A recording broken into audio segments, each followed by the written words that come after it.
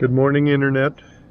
I'm Paul Moyer. Welcome to my studio in Lake Forest, California.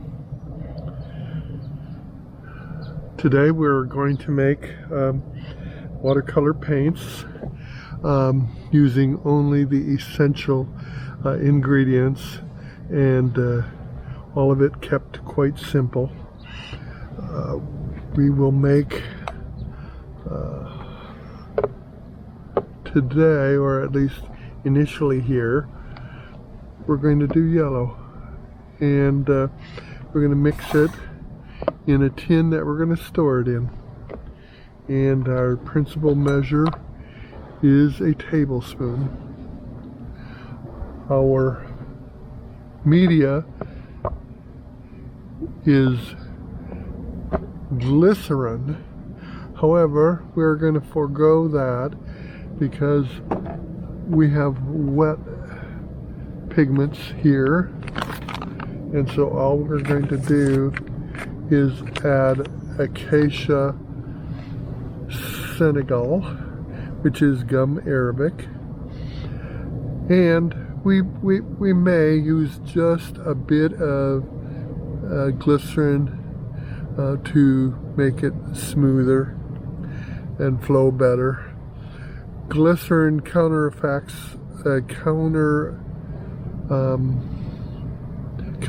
the effects of gum arabic. Gum arabic is a great medium, been used for 250 years, and it works very well. And in effect, we're kind of doing old school here, because artists always used to make their own watercolors. 30,000 years ago, when the first cavemen painted with watercolors, they didn't go down to the local apothecary and buy pigments and gum arabic. Nope, they went to the fire, got some charcoal, got some natural ochres that were probably right in the cave, and they did their art. And it's and you know, the modern era, the last 250 years, we can see the art that came from England, and they were basically followed a lot of rules, but they were the first modern watercolor painters. And by and large, you may recall paintings by Turner. They followed a kind of a Victorian approach, and in fact, it's what watercolors are about: using the white spaces and preserving them. But we're going to do what any good Victorian would do and make our own paint. The only thing is, we get a little help. We get the textiles from Jacquard. A Frenchman that probably moved to Healdsburg, Northern California. Sleepy little town from another era. I've visited it. Stayed in some B&Bs in Healdsburg. Very, very nice little place. Okay, so we've done one measure of our yellow pigment, and this will probably last forever. We're going to, even this yellow pigment, it's wet, of course. It probably has additions of acacia or gum arabic, but we're going to make some more additions of it, just to make it into the consistency that we want to use in watercolors. So there I've put probably 2 parts of gum arabic to the 1 part, and we'll mix it, and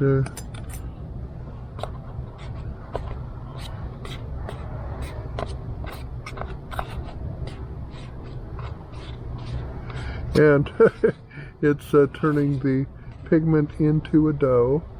And this is what gum arabic does. It just absorbs moisture, and so all of the moisture in the pigment is being absorbed. So we will add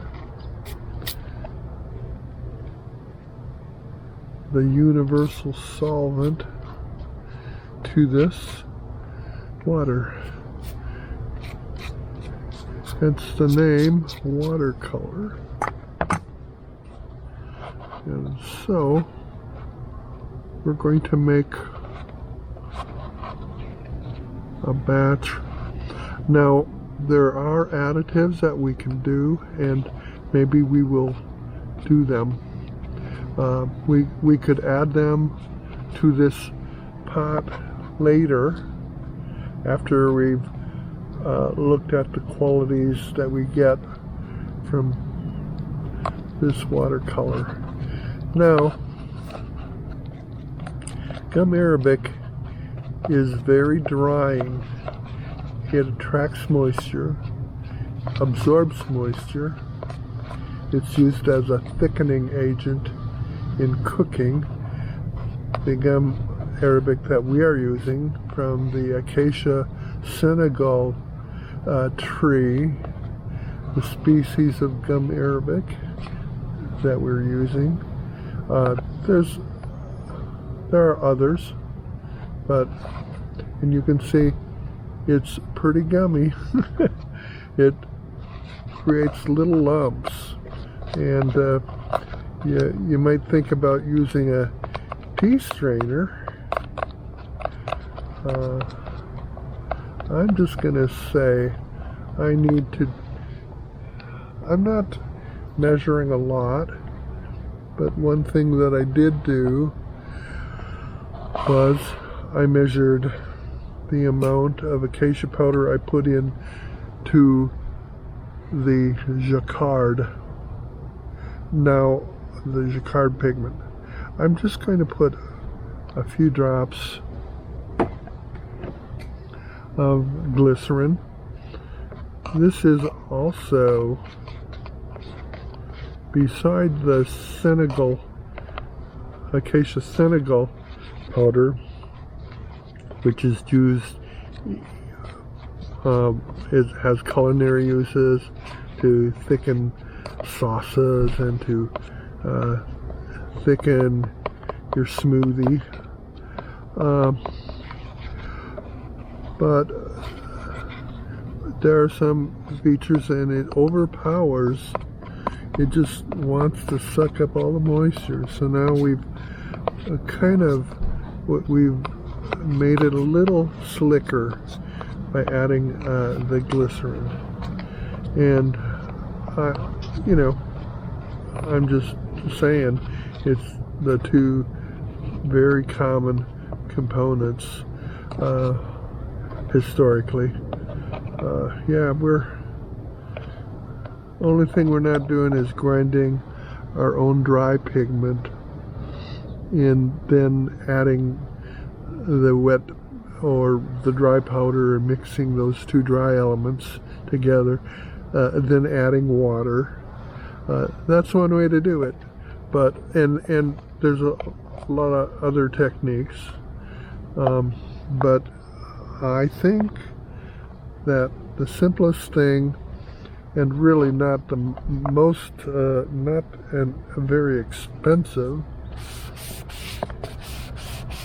is to use Jacquard pigments.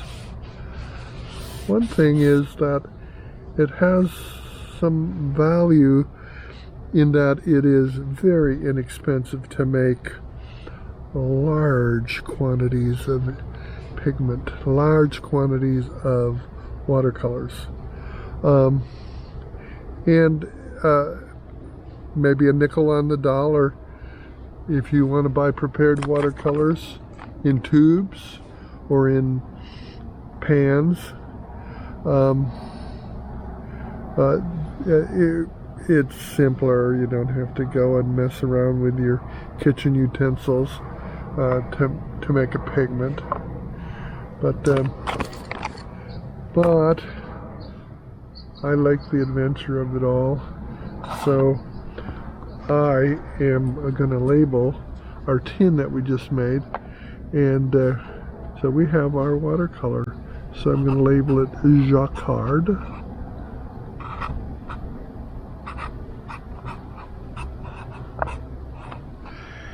Jacquard Yellow.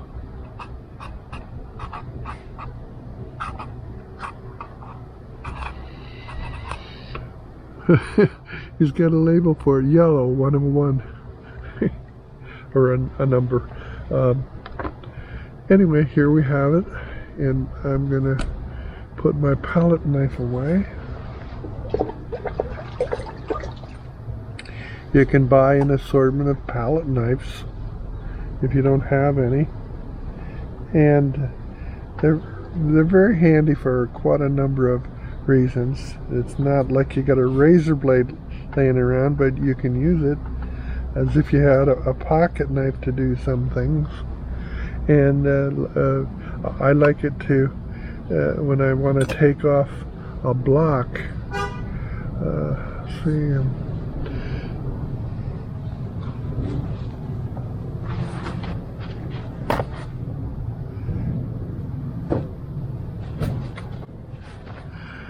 Dry my hands here, put my lid. I don't know.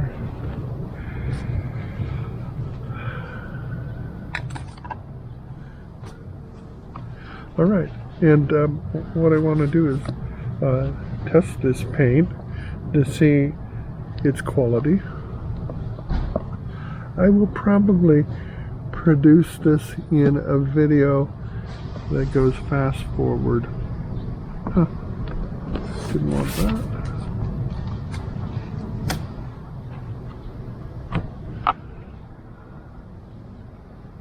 I want my testing paper.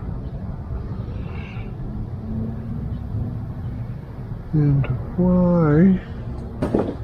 I thought I had it.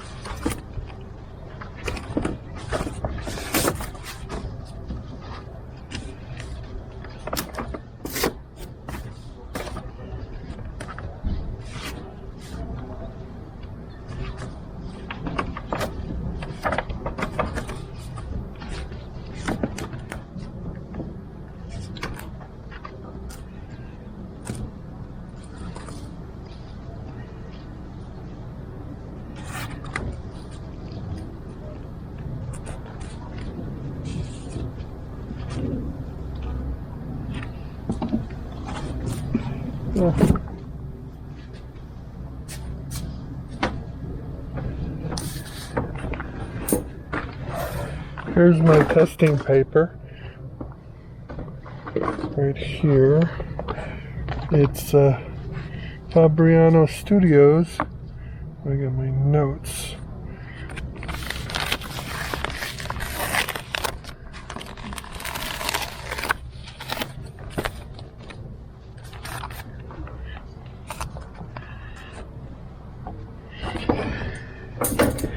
And I can't get this exact product anymore, but I bought 20 sheets for about $10, or actually under 10, but then plus tax. So, and I can't seem to buy it anymore, and certainly not for the price I paid for this. And so I ended up having to pay. It's that inflation thing, but I had to get a pad of 12 sheets, and instead of paying $10, 12 sheets, I think I paid $11. So that's about more than $1 a sheet, $1 a sheet, and these were like 50 cents a sheet. And I'm using Fabriano Studios because it's inexpensive but high quality. And today I should be getting it delivered, the 12 sheets, so I just have 2 sheets here left, and so maybe I'm going to combine several on it, because today I want to go through a lot of. Okay, so now I'm going to wet an area, and then keep another area dry. And we can see this pigment is really quite thick, so we may want to put it down on our palette.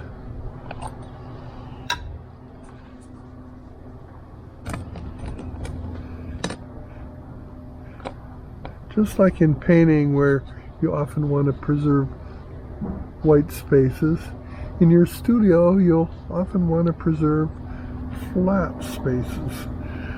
They're especially good for painting. Now I've got the paint right out of the pot or tin. In England they used to call them pots. Now I'm going to do is called wet on wet, although the Fabriano Studios already absorbed the moisture. And here's a nice rich Jacquard Yellow, and that's wet on wet. Now I'm going to do a wet on dry right next to it.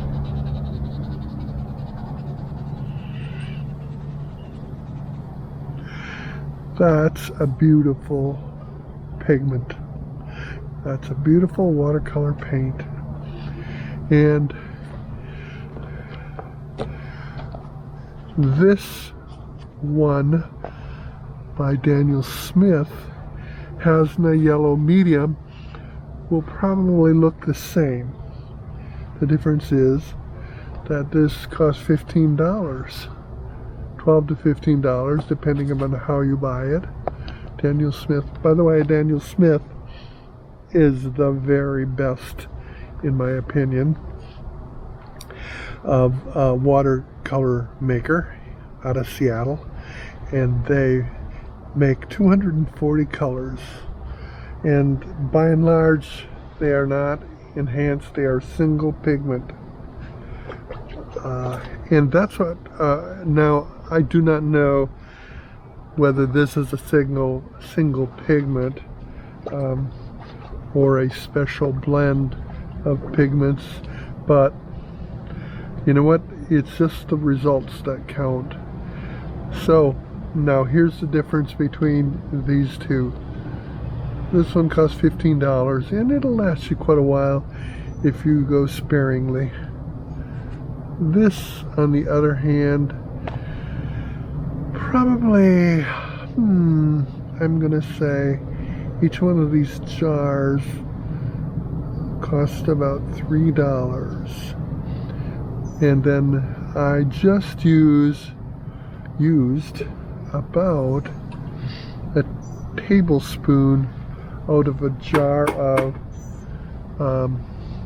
pigment, and I'm probably going to get 10 tablespoons out of it. And a tablespoon hence is about 30 cents.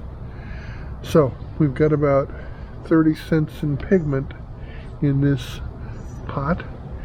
And the acacia powder, I'm saying offhand about a nickel's worth of acacia powder that we put in, gum arabic.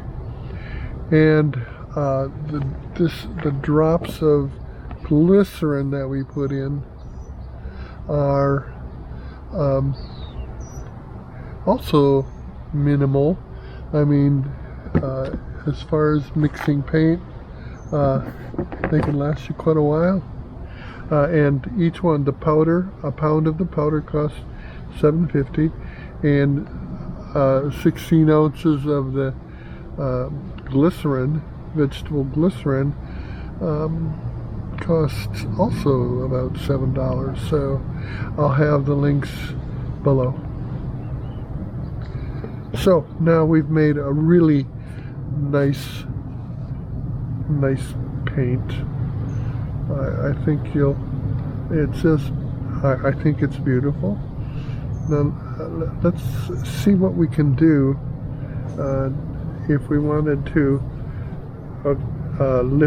lift the paint. Suppose we're gonna make clouds in a yellow sky. Okay, we have a problem lifting. It's not lifting where I first applied it. That's probably because it has more pigment there, but it's lifting here pretty well. And this is wet on dry, so the wet may encourage the paint and pigment to absorb, but it isn't absorbing that much. I'm getting quite a bit of white. Now here is the wet paint on dry into, let's say, adulterated with some nasty color, so it doesn't come out white. Sorry for that. I'm using a piece of chamois, and it lifts pretty good, and it would lift better if we wet it down.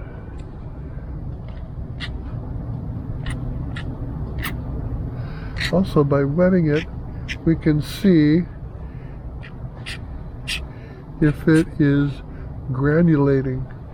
Granulating is where the paint does the painting special effects for you, where the paint migrates on the paper and figures the paper. Now, since it's yellow and it's so bright, and on the light to dark scale, it's right up there with the brightest, lightest colors. And it's apparently semi-transparent and has good lifting qualities, particularly if you do it right after you put it down. And now, having done a wet job on the area, I could do that with a damp brush and then pick it up with a drier brush, and we could get what we wanted that way. Let's see, for instance, we might use a brush like this and scrub it just a little bit, and we could let it sit there, but we can dry off the brush now and go back in and lift it.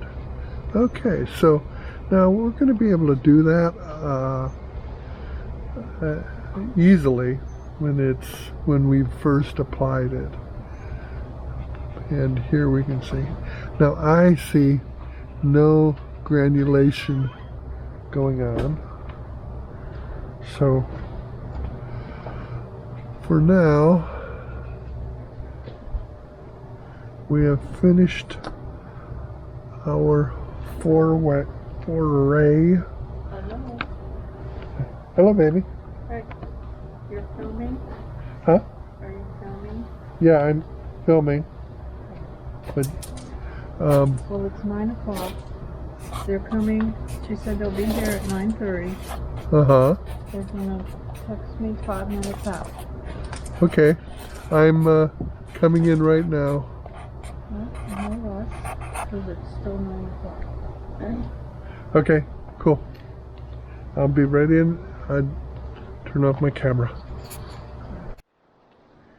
We're continuing with the Jacquard Yellow, and you can see everything has sat, and so the bubbles have gone away, and it's a nice thick paint, and you can put it in a tin like this, but you can really get into making your own watercolors by using this. And you can see it is convenient to put your own watercolors into. And I've got a little syringe here that's a 1 milliliter at a time, and so we can see if we can put this with the 1 millimeter syringe.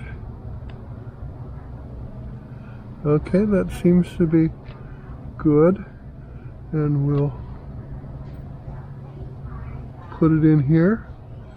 And now it'll be just like a dry watercolor pan, and I'm using a syringe that I got from the vet for putting medicine, getting medicine down the throat of our cats, in 1 milliliter.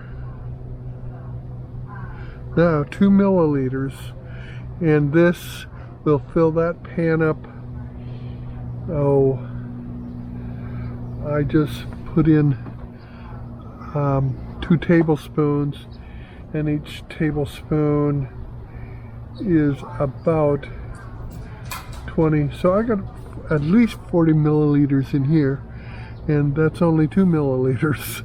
So, you know, I got pretty much, we just made a lifetime supply of the paint. And to record it, I'm going to put it on my labels. I'm trying to add some water to my palette so that I can scoop up some of the dried paint of the yellow, and I'm going to put it over here, and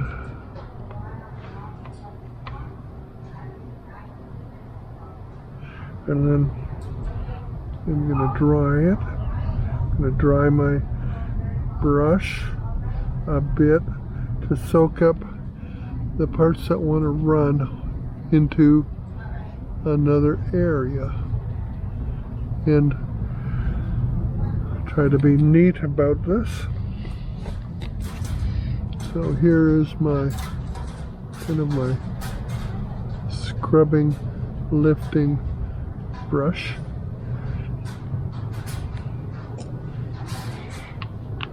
And so there's a start of the paints that we're going to make today. I don't know if we can get through it all, but for now we are done with Jacquard Yellow. Now we will go through the entire Jacquard line and have fun.